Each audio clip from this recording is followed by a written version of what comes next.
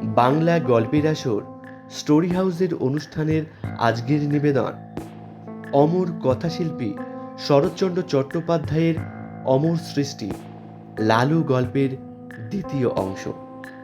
ইতিমধ্যে লালুর প্রথম অংশটি আপনারা শুনেছেন। আজকে শোনাবো লালুর দ্বিতীয় অংশ। কেমন লাগলো অবশ্যই জানাবেন। শুরু করছি আজকের গল্প, শরৎচন্দ্র চট্টোপাধ্যায় লালু দ্বিতীয় ভাগ। তার ডাক নাম ছিল লালু। ভালো নাম অবশ্য একটা ছিলই, কিন্তু মনে নেই। জানো বোধ হয় হিন্দিতে লাল শব্দটার অর্থ হচ্ছে প্রিয়।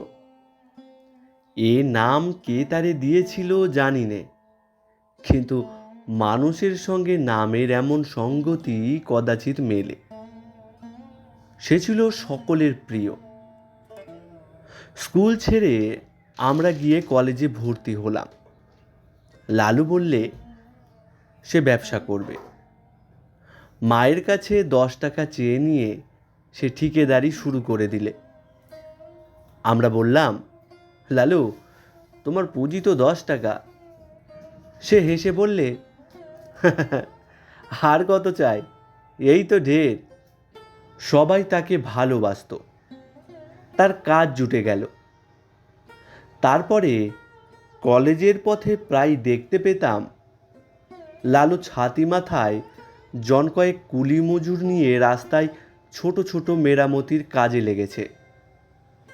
আমাদের দেখে হেসে তামাশা করে বলতো, যা যা দৌড়, পার্সেন্টেজের খাতায় এক্ষুনি ঢেরা পড়ে যাবে, যা। আরও ছোটকালে যখন আমরা বাংলা স্কুলে পড়তাম, তখন সে ছিল সকলের মিস্ত্রি। তার বইয়ের থলির মধ্যে সর্বদাই মজুদ থাকতো একটা হামানদিস্তার ডাঁটি, একটা নড়ুন, একটা ভাঙা ছুরি, ফুটো করবার একটা পুরনো তুরুপিনের ফলা, একটা ঘোড়ার নাল। কি জানি কোথা থেকে এসব সে সংগ্রহ করেছিল, কিন্তু এ দিয়ে পারতো না সে এমন কাজ নেই। স্কুল শুদ্ধ সকলের ভাঙা ছাতি সারানো, স্লেটের ফ্রেম আটা, খেলতে ছিঁড়ে গেলে তখনই জামা কাপড় সেলাই করে দেওয়া, এমন কত কি। কোনো কাজে কখনো না বলতো না, আর করতেও চমৎকার। একবার ছট পরবের দিনে কয়েক পয়সার রঙিন কাগজ আর শোলা কিনে কি একটা নতুন তৈরি করে সে গঙ্গার ঘাটে বসে প্রায় 2.5 টাকার খেলনা বিক্রি করে ফেললে। তার থেকে আমাদের পেট ভরে চীনাবাদাম ভাজা খাইয়ে দিলে। বছরের পর বছর যায়, সকলে বড় হয়ে উঠলাম। জিমন্যাস্টিকের আখড়ায় লালুর সমকক্ষ কেউ ছিল না। তার গায়ে জোর ছিল যেমন অসাধারণ, সাহসও ছিল তেমনি অপরিসীম। ভয় কারে কয় সে বোধ করি জানত না। সকলের ডাকেই সে প্রস্তুত, সবার বিপদেই সে সকলের আগে এসে উপস্থিত। কেবল তার একটা মারাত্মক দোষ ছিল, কাউকে ভয় দেখাবার সুযোগ পেলে সে কিছুতে নিজেকে সামলাতে পারত না। এতে ছেলে বুড়ো গুরুজন সবাই তার কাছে সমান। আমরা কেউ ভেবে পেতাম না ভয় দেখাবার এমন সব অদ্ভুত ফন্দি তার মাথায় এক নিমিষে কোথা থেকে আসে। দু একটা ঘটনা বলি। পাড়ার মনোহর চাটুর্যের বাড়ি কালী পুজো। দুপুর রাতে বলির ক্ষণ বয়ে যায়, কিন্তু কামার অনুপস্থিত। লোক ছুটল ধরে আনতে, কিন্তু গিয়ে দেখে সে পেটের ব্যথায় অচেতন। ফিরে এসে সংবাদ দিতে সবাই মাথায় হাত দিয়ে বসল। উপায়? এত রাত্রে ঘাতক মিলবে কোথায়? দেবীর পুজো পণ্ড হয়ে যাবে যে। কে একজন বললে, পাঠা কাটতে পারে লালু, এমন অনেক সে কেটেছে। লোক দৌড়ালো তার কাছে। লালু ঘুম ভেঙে উঠে বসল, বললে, না। না কি গো, দেবীর পুজোয় ব্যাঘাত ঘটলে সর্বনাশ হবে যে। লালু বললে, হয় হোক গে, ছোটোবেলায় ও কাজ করেছি, কিন্তু এখন আর করব না। যারা ডাকতে এসেছিল তারা মাথা কুটতে লাগলো। আর 10-15 মিনিট মাত্র সময়, তারপরে সব নষ্ট, সব শেষ। তখন মহাকালের কোপে কেউ বাঁচবে না। লালুর বাবা এসে আদেশ দিলেন যেতে।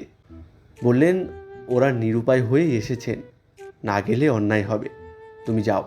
সে আদেশ অমান্য করার সাধ্য লালুর নেই। লালুকে দেখে চাটুর্যে মশাইয়ের ভাবনা ঘুচল। সময় নেই। তাড়াতাড়ি পাঠা উৎসর্গিত হয়ে কপালে সিঁদুর, গলায় জবার মালা পরে হাড়িকাঠে পড়ল। বাড়িশুদ্ধ সকলে মা মা রবের প্রচণ্ড চিৎকারে নিরুপায় নিরীহ জীবের শেষ আর্তকণ্ঠ কোথায় ডুবে গেল। লালুর হাতের খড়গ নিমিষে ঊর্ধ্বতিত হয়েই সজোরে নামল। তারপরে বলির ছিন্ন কণ্ঠ থেকে রক্তের ফোয়ারা কালো মাটি রাঙা করে দিল। লালু ক্ষণকাল চোখ বুজে রইল। ক্রমশ ঢাক ঢোল কাশির সংমিশ্রণে বলির বিরাট বাজনা থেমে গেল।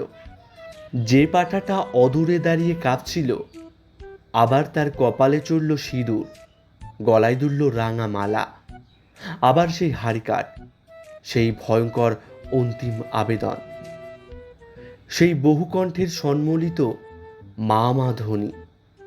আবার লালুর রক্তমাখা খাড়া উপরে উঠে চক্ষের পলকে নিচে নেমে এলো।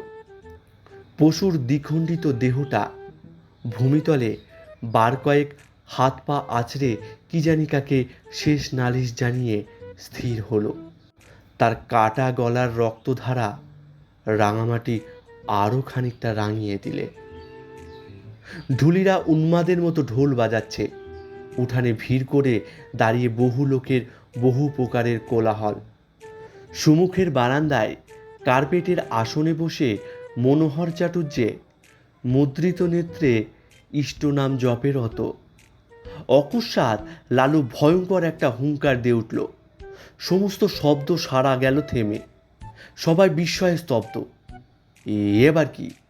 লালুর অসম্ভব বিস্ফারিত চোখের তারা দুটো যেন ঘুরছে।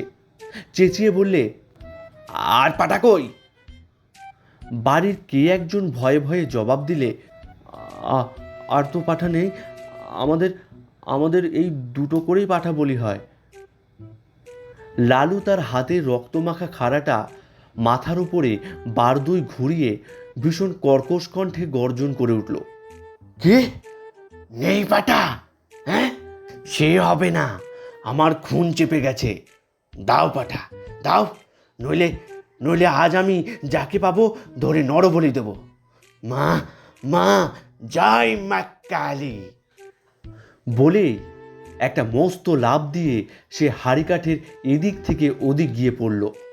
তার হাতের খাড়া যখন বনবন করে ঘুরছে, তখন যে কাণ্ড ঘটল ভাষায় বর্ণনা করা যায় না। সবাই একসঙ্গে ছুটল সদর দরজার দিকে, পাছে লালু ধরে ফেলে। পালাবার চেষ্টায় ভীষণ ঠেলাঠেলি হুড়ুমুড়িতে সেখানে যেন দক্ষযজ্ঞ ব্যাপার বেঁধে গেল। কেউ পড়েছে গড়িয়ে, কেউ হামাগুড়ি দিয়ে কারো পায়ের ফাঁকের মধ্যে মাথা গলিয়ে বেরোবার চেষ্টা করছে, কারো গলা কারো বগলের চাপের মধ্যে পড়ে দম আটকাবার মতো হয়েছে। একজন আর একজনের ঘাড়ের উপর দিয়ে পালাবার চেষ্টায় ভিড়ের মধ্যে মুখ থুবড়ে পড়ছে। কিন্তু এসব মাত্র মুহূর্তের জন্য, তারপরেই সমস্ত ফাঁকা। লালু গর্জে উঠল, মনোহর চাটুর্যে কই? পুরুত সে গেল কোথায়? পুরুত রোগালো। সে গণ্ডগোলের সুযোগে আগে গিয়ে লুকিয়েছে প্রতিমার আড়ালে। গুরুদেব কুশাসনে বসে চণ্ডীপাঠ করছিলেন। তাড়াতাড়ি উঠে ঠাকুর দালানের একটা মোটা থামের পিছনে গা ঢাকা দিয়েছেন। কিন্তু বিপুল আয়তন দেহ নিয়ে মনোহরের পক্ষে ছুটোছুটি করা কঠিন। লালু এগিয়ে গিয়ে বা হাতে তার একটা হাত চেপে ধরলে, বললে, চলো, হাড়িকাঠে গিয়ে গলা দেবে। একে তার বজ্র মুষ্টি, তাতে ডান হাতে খাড়া। ভয়ে চাটুর্যের প্রাণ উড়ে গেল। কাদো কাদো গলায় মিনতি করতে লাগলেন, লালু, স্থির হয়েছে দেখো বাবা, আমি আমি পাঠা নই, মানুষ মানুষ আমি আমি আমি সম্পর্কে তোমার জ্যাঠামশাই হই বাবা। তোমার তোমার বাবা আমার ছোট ভাইয়ের মতো। সে জানি নে, আমার খুন চেপেছে। চলো চলো, তোমাকে বলি দেব, মায়ের আদেশ। চাটুর্যে ঢুকরে কেঁদে উঠলেন। না বাবা, মায়ের আদেশ নয়, কখনো নয়। মা মাঝে জগৎজননী। লালু বললে, জগৎজননী সে জ্ঞান আছে তোমার? হ্যাঁ, আর আর দেবে পাঠা বলি? ডেকে পাঠাবে আমাকে পাঠা কাটতে? বলো। চাটুর্যে কাঁদতে কাঁদতে বললেন, কোনো দিন নয় বাবা, আর কোনো দিন নয়। এই মায়ের সম্মুখে দিন সত্যি করছি, আজ থেকে আজ থেকে আমার বাড়িতে বলি বন্ধ। ঠিক তো? ঠিক বাবা, ঠিক। আর কখনো না। আমার হাতটা ছেড়ে দাও বাবা, একবার একবার পায়খানায় যাব। লালু হাত ছেড়ে দিয়ে বললে, আচ্ছা যাও, তোমাকে ছেড়ে দিলাম, কিন্তু পুরুত পালালো কোথায় গিয়ে? আর গুরুদেব সে কই? এই বলে সে পুনশ্চ একটা হুঙ্কার দিয়ে লাফ মেরে ঠাকুর দালানের দিকে অগ্রসর হতেই প্রতিমার পিছন ও থামের আড়াল হতে দুই বিভিন্ন গলার ভয়ার্ত কন্দন উঠল।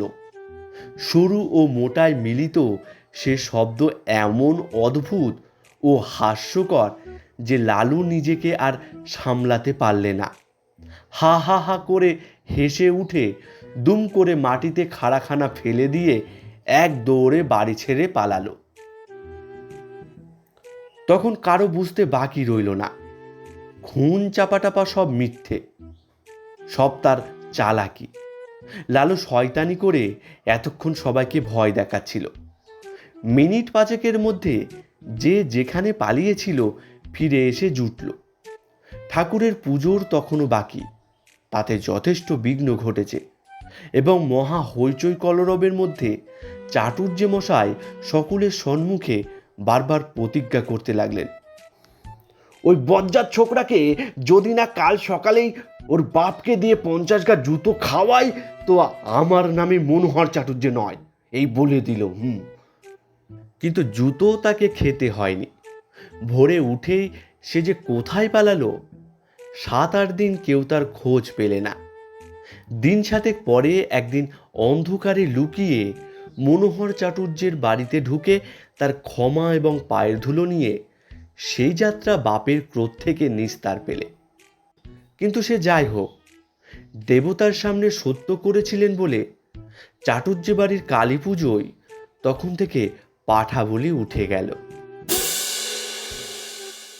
শুনছিলেন শরৎচন্দ্র চট্টোপাধ্যায়ের লালু গল্পের দ্বিতীয় ভাগ। গল্পটি শুনে কেমন লাগলো কমেন্ট বক্সে অবশ্যই জানাবেন। আপনাদের এক একটা মূল্যবান মতামত আমাকে সুন্দর সুন্দর গল্প শোনাতে আরও অনুপ্রাণিত করে। অবশ্যই কমেন্ট করে জানাবেন কিন্তু। আর যে সমস্ত শ্রোতা বন্ধুরা এখনও পর্যন্ত এই স্টোরি হাউস ইউটিউব চ্যানেলটিকে সাবস্ক্রাইব করেননি, তাদের উদ্দেশ্যে বিনীত নিবেদন, চ্যানেলটিকে সাবস্ক্রাইব করে আমার পাশে থাকবেন এবং আমাকে আরও উৎসাহিত করবেন, আমি যেন আরও সুন্দর সুন্দর ভিন্ন স্বাদের গল্প আপনাদেরকে শোনাতে পারি। লালু গল্পের শেষ অর্থাৎ তৃতীয় ভাগ খুব তাড়াতাড়ি আমাদের এই স্টোরি হাউস ইউটিউব চ্যানেলে আসতে চলেছে। সবাই ভালো থাকবেন, সুস্থ থাকবেন। নমস্কার।